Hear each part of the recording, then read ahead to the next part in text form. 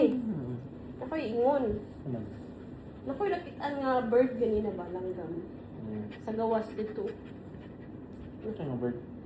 Kuan, colorful kay siya. Na siya blue, na siya green. Di siya parrot. Hindi na siya yellow. Hindi na siya pink. Wala lagi rainbow.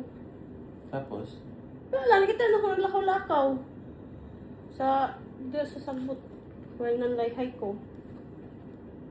kasi mo nang gingan lang ang native bird dire. Sa native bird. Sa may pangalan.